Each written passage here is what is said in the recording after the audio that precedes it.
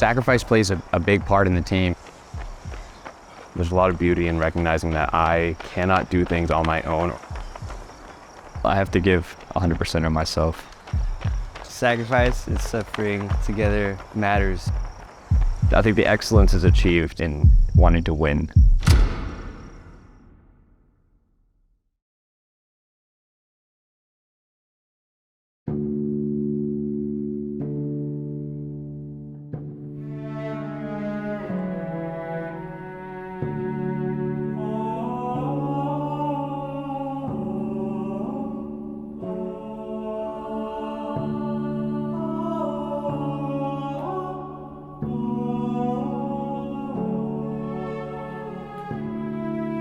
I'm a first pre-theologian in seminary. That's my first year. This is my second year in college seminary. I am in first pre-theology, so very first year.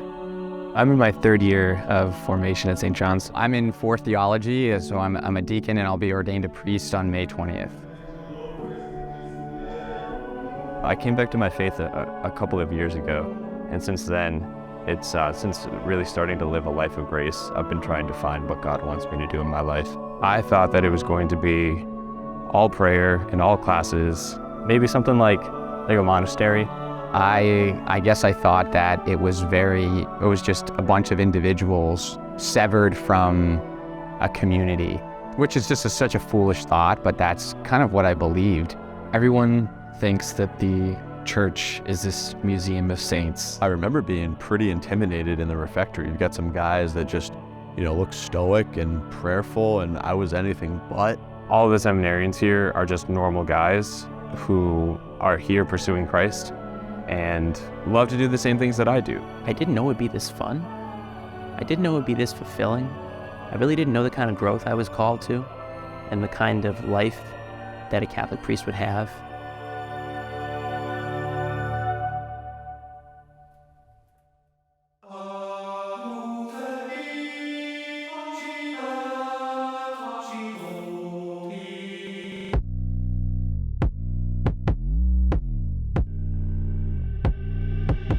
When I first came into college seminary, I was not expecting Deacon Peter to call me up and be like, "Hey, yo, Rick, we have a basketball team." The basketball team is so clearly not the typical seminary formating environment. I thought I was watching college basketball. It's real basketball.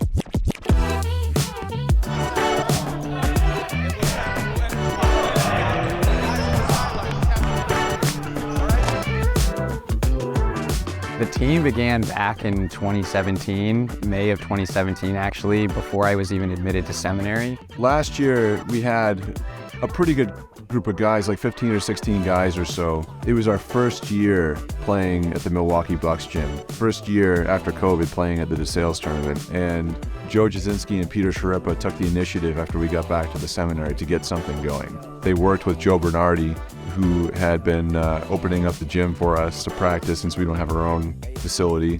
In the beginning, we couldn't make a layup. I mean, you should have seen practice. I think it had Deacon Peter really kind of depressed in the beginning. And you get people that could never score a bucket in practice who can now do it in a game. Peter saw me on the soccer field and he just said, "Hey, we need another basketball player. Have you played?" And I said no, but he's like, "That's fine, we'll teach you." I expected to be playing on this team because Peter is my classmate. We were a very tight class, and originally there were 4 out of 10 of us on the team. So I knew that I would be sticking it out. One year I actually thought that I would quit, and he said, no, you can't quit, you can't. At least a good majority had no real experience playing basketball competitively. My involvement on the team is nothing short of a miracle. I did not grow up playing basketball. In fact, I never really played on any organized sports teams until coming to seminary this year.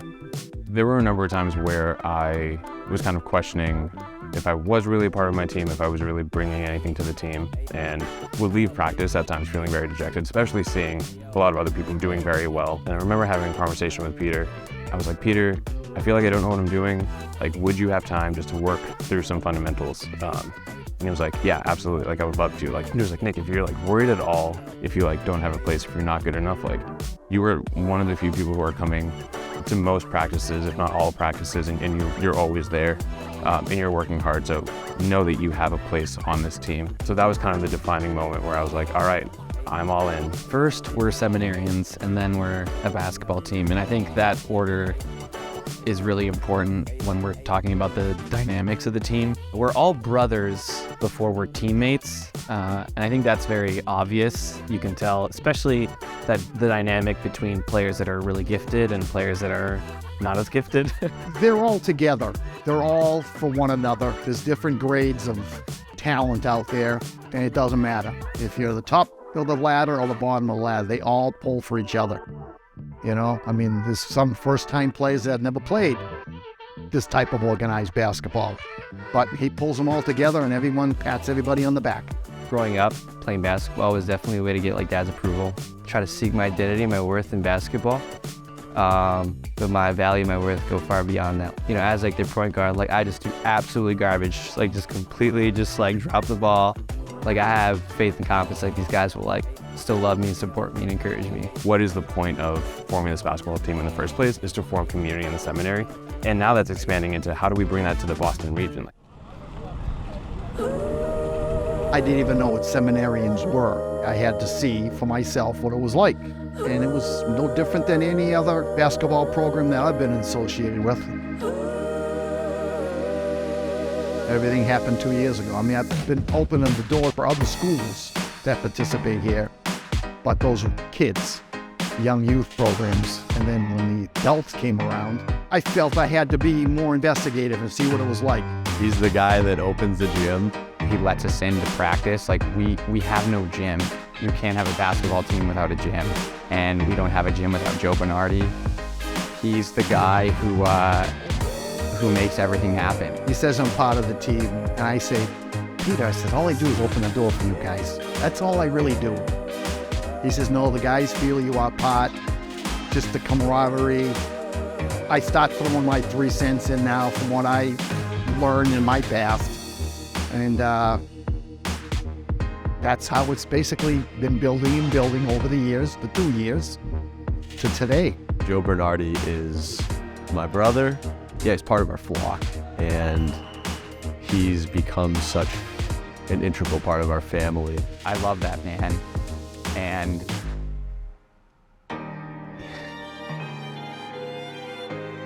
he is the heart and soul of the team in a lot of ways.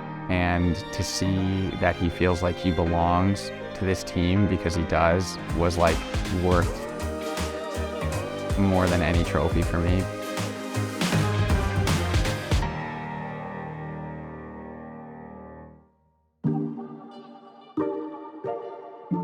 Sacrifice plays a big part in the team, because I think initially we were just kind of like a collection of individuals, just playing basketball together.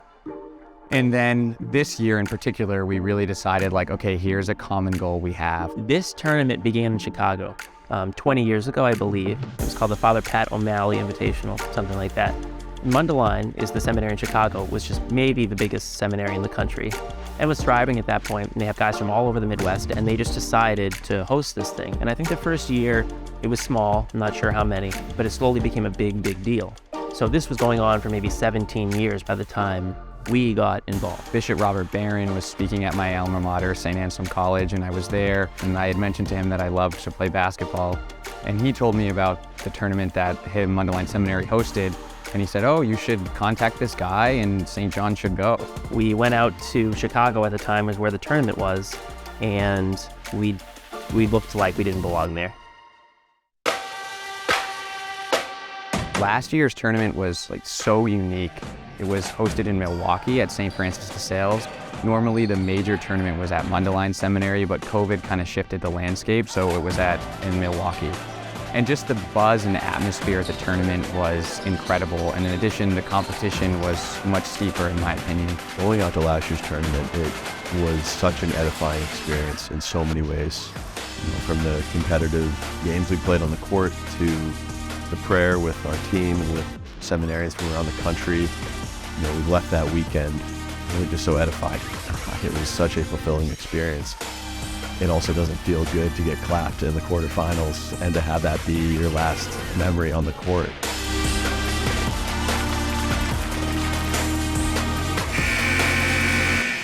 So that was really the big catalyst coming back to make changes. This year, he got a new draft of guys came aboard in August.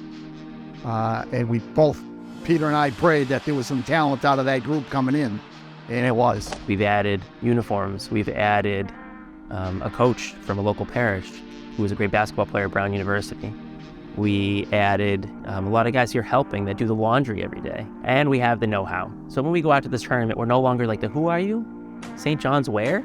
It's a big mountain to climb, considering the talent that's out there. I mean, you'll see for yourself what's out there. The drive is there. The guys are willing to step up to that challenge. And this is what we have today. I think it can be done. I know it can be done. We think that we have the best team that we've had so far. I think that coming home with a trophy would be great.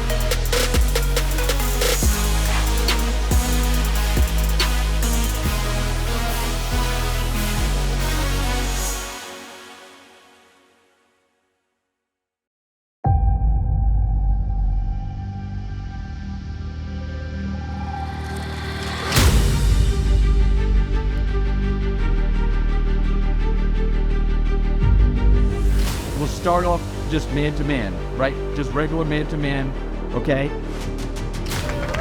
Let's go, St. John! Every single practice for 6 years, every single one, we said, Lord, let everything we do begin with your inspiration, continue with your help, and reach perfection under your guidance. This week, I said, what is that perfection?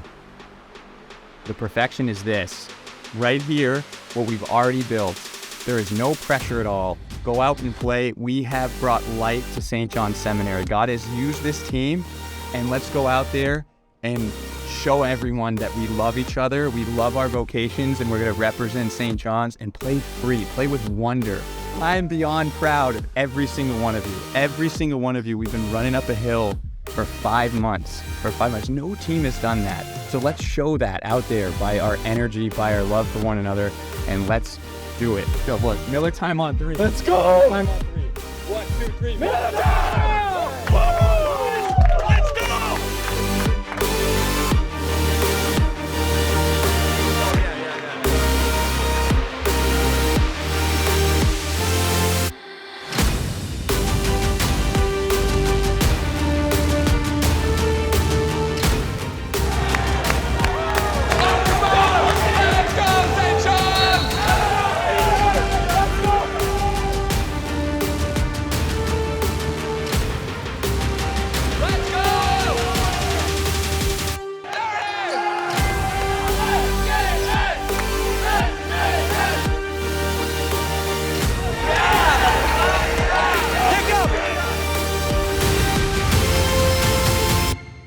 We are in better shape than them. We've worked harder. We want it more.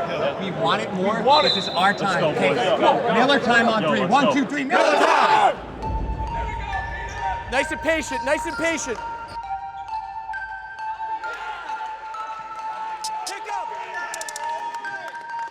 Be ready, be ready. Listen, we gotta be smart here.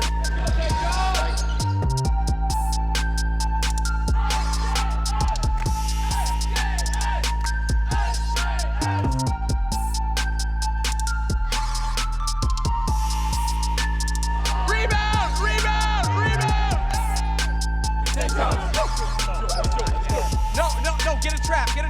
Make him work. No foul.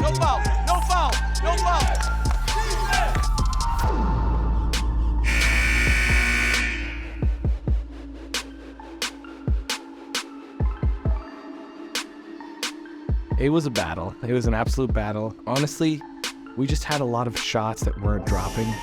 Yeah, I mean, I really want those ones back because, to get to overtime, I was at the line and had to make 2, and I didn't even know what the score was, so I didn't really think. I just shot the ball, shot thousands of them in my life. It went in, I was like, oh wow, okay, the game's tied. Then I went to the line in overtime, and I looked at the clock. I said, 20 seconds, I just got to make 1, and we're going to win. And I think I overthought it a bit and missed, but you know what? That's basketball. That's how it goes, and I'm glad my teammates picked me up. Tomorrow's a new day, and I really think, you know, we're going to come out with a lot of energy against Francis de Sales, and the edge is off now.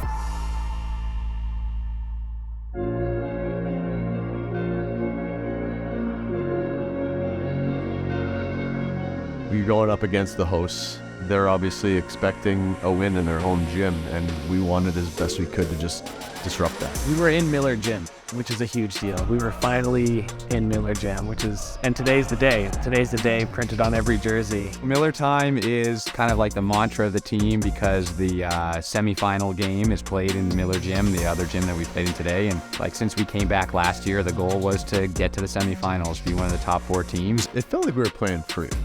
It felt like we were feeding off of each other. There wasn't that day one sort of anxiousness of, you know, will I make a mistake? Not always. You know, you're imperfect. And in these tournaments, it's can I bounce back from that imperfection and make the next play?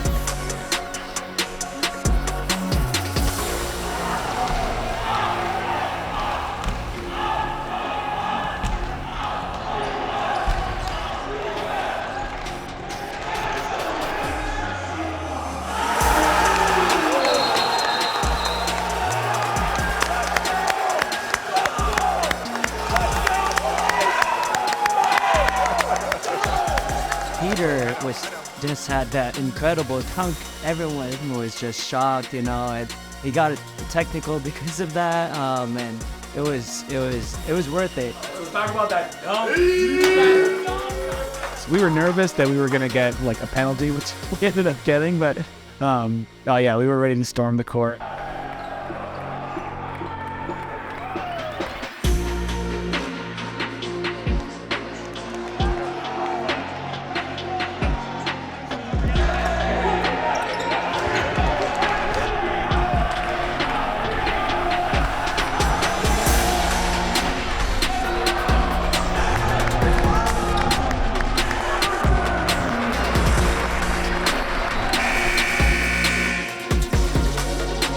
And they're as good as any team in this tournament. And if a couple things go our way, we can beat them. This is a good loss. There's good and bad losses, and this was definitely a good one. Yesterday was a little more heartbreaking because we knew, as Coach said, we knew we were the better team. So we're ready for whoever's up next. I really am confident. It's in those moments of despair, it's in those moments of uncertainty that, you know, the Lord can often work great wonders. Does that mean we're going to win the whole thing? Who knows, right? That uncertainty and that kind of mystery of what's to come, I don't know. But I can't wait for this next game.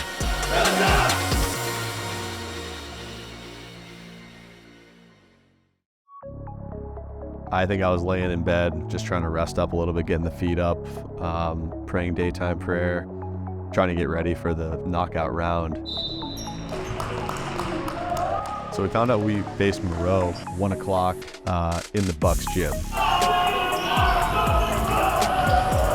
lot of us were speculating we were going to have to face Our Lady of Guadalupe. That's obviously not the team you necessarily want to face in the group of 16, so I think we were pretty confident going in.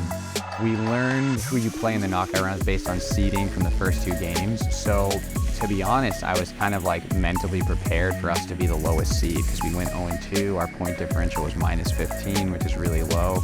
So we were the 10 seed and going against number 17 Monroe, who I really thought we had a great chance.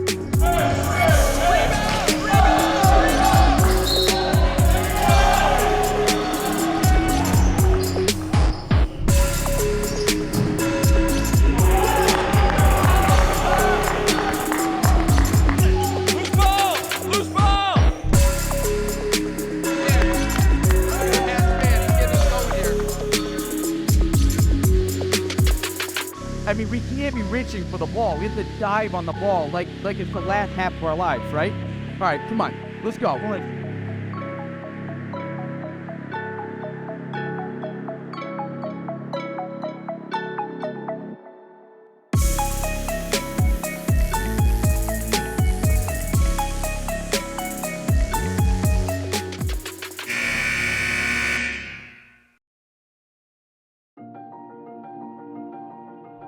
One day we were running up the hill, and that Mark 3 says, he calls who he desires. And playing with all of you, I know why he desires all of you to be priests. And I hope you know that. I see it in every one of you. He sees it. And all of this was just part of that. All of this was part of that. And I'm so thankful because many of you had never played. It takes a lot of guts to get up at 5 and play like that. I mean, it was awesome. Like, it was so, like, seminary is amazing, and this was just like the crowning jewel. So I just wanted to thank people. A couple of years ago, Tommy said to me, "Dad, did you ever play for the Celtics?" And I said, "No, son, I didn't." And he said, "Do you think you're gonna?" And it's so different now. We don't want to play for the Celtics. I mean, that would be nice, but we want to be on your team. And you let us be on your team. And the good news for us, like Peter said at the beginning of this trip, you've already won. You've won because you're on our team. You're on our team forever. The vocation you men are making, your sacrificial vocation, we'll only know in the fullness of time its full effects, right? But I guarantee before the fullness of time, we'll see some of the fruits of those effects. And some of them are right here in the leadership lessons, not just Tommy, but I'm getting from a group of men faced with adversity, coming together in faith, in spirit, and teamwork. So thank you. Peter, you were right. You won right from the beginning. Last year, I think we had 2 wins, and this year we got a goose egg.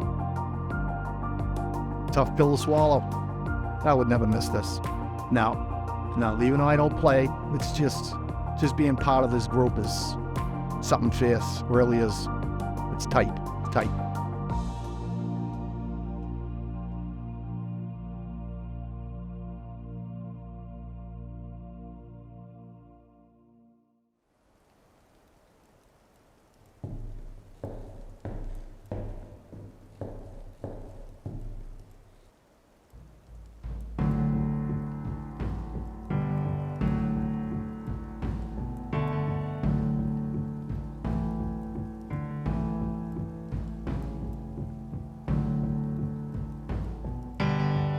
There's so much more that we can accomplish when we get behind a common vision. It's the end of the beginning. This is absolutely not the end. In fact, this is just the beginning for me. The most important thing that we can learn to be is fathers. We encounter Christ in each other in a very real way. We stand by each other in a very real way. And then as we leave, it's very clear that we're responsible for sharing Christ wherever we go. I mean, the beauty of this team, Coach Pat has instilled so much confidence in me. Peter has instilled so much confidence in me. And most importantly, God has that confidence in me. I think that that next year, we're going to win it all. We're going to bring it home. In years past, we went out and we were just a collection of individuals trying to fulfill a personal project of mine. And this year, we were a team. And the only way that you can really be a successful member of the team is if you sacrifice yourself for the team in some way. To be the master of all, you've got to be the slave of all. Our Father, who art in heaven, hallowed be thy name. Thy kingdom come. I love getting up. I love running up the hill beside those guys. I love those guys. Heavenly Father, we give you thanks for Coach Pat, for all he's done for the team, his guidance, as example. I think this experience has definitely been a training in love. Lord, thank you for giving me all these brothers to lean on in times of trial. Thank you, Lord, for the humility of losing and the kind of the drive and perseverance that gives me. It was always about more than basketball. And now that's expanding into how do we bring that to the Boston region? How are we sharing our love for God through our love for basketball? I'm so excited to continue to work on my own basketball skills and to bring that to the team next year.